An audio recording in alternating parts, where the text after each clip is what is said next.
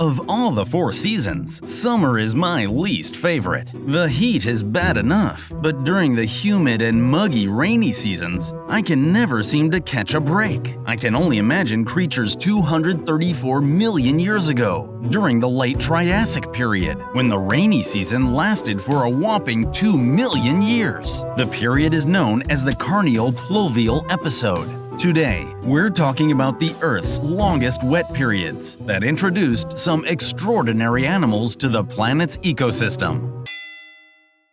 During the Permian and Triassic periods, much of the Earth's land was extremely dry because it coalesced into the supercontinent Pangea. A few details about Pangea. Aside from the coastal areas, it rarely rained in the interior of the vast continent. That's why most of the strata from that time consisted of slowly deposited layers of red sandstone. Many scientists believed that this arid climate lasted up until Pangea broke up. Then, in 1989, 2 British geologists, Dr. Michael J. Sims and Dr. Alistari H. Ruffel, made an interesting discovery. They found conglomerate rock, which is usually found in rivers, along with sediment found in large lakes, as well as traces of bogs in the German Kepler Formation in Europe, which is between 234 and 232 million years old.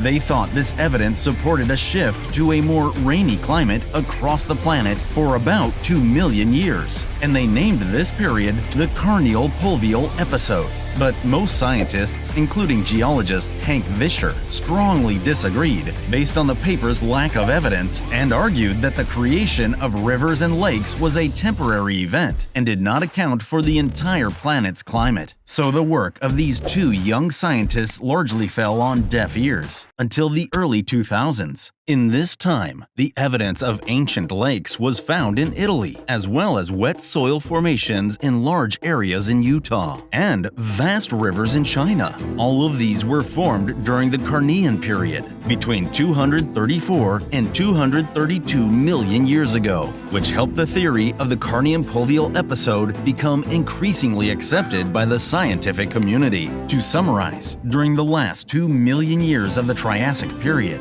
increasing rainfall over a long period of time created large lakes and rivers in normally parched lands across the entire planet. One might think that this increased water supply would have made the planet more habitable for life, but the results were quite the opposite. In 2020, geologist Jacopo Dal Corso revealed that the Carnian rainy season event, while not included in the 5 major mass extinctions, resulted in the loss of up to 35% of marine species. A head-scratcher, that one. Let me explain. A wetter climate over 2 million years led to the formation of rivers, which deposited large amounts of salts and minerals into the ocean. This eutrophied the ocean, causing a rapid increase in marine plankton on the surface, as well as a decrease in the amount of oxygen in the water. As a result, bony fishes declined in diversity by 51 to 62%. Ammonites and conodontids were also hard hit, and marine reptiles, such as the Thalattosaurus, also disappeared during this time. But perhaps most interesting of all is that this prolonged wet season gave birth to a new dominant force in Earth's terrestrial ecosystems: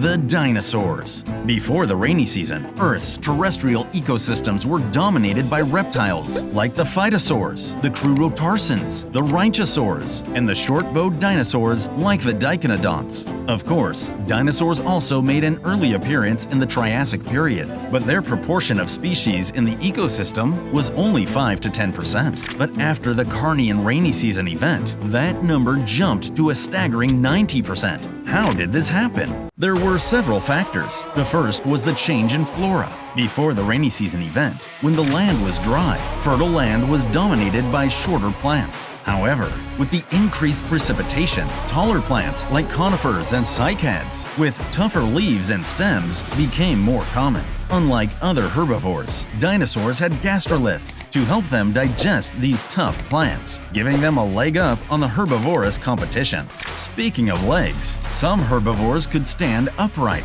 allowing them to reach taller plants. Dinosaurs also had air sacs, which allowed them to efficiently breathe the low oxygen atmosphere of the time. There were also bipedal dinosaurs, which could maneuver themselves faster than any other land animal. The combination of these traits, among others, allowed dinosaurs to thrive, quickly filling the ecosystem gaps left by their competitors. In other words, the 2 million or so year era of rainstorms ushered in the dinosaur age. But wait, why did this momentous rainy season start in the first place? There is still a lot of debate about this. Let's look at the two main hypotheses. The first is the volcanism hypothesis, which argues that a large-scale volcanic event in the Wrangellia terrain in Western Canada 234 million years ago was responsible. The theory is that the volcanic eruptions released large amounts of greenhouse gases, warming the globe, increased water evaporation, higher precipitation, and finally, a whole lot of rain and rivers. The second hypothesis is orogenic, which I found a little more interesting. The Samaria mountain range that rose out of the sea slowly moved upwards, starting about 250 million years ago, which resulted in the Neotethys Sea opening and the Paleotethys Sea closing. However, the clouds that formed in the Neotethys Sea were blocked by the Camaria Mountains and were unlikely to move over land, so they continued to accumulate. It is argued that these rain clouds resulted in a steady stream of rain over the neighboring continent of Pangea. One day, a 2 million year rainy season turned an unremarkable animal into a major player on the global stage, and those animals would go on to make a name for themselves for hundreds of millions of years. Maybe for the dinosaurs, that rain was sort of like a great flood, paving the way for their life in the new world. Science is a window to the world, and this has been Science Dream. Thank you.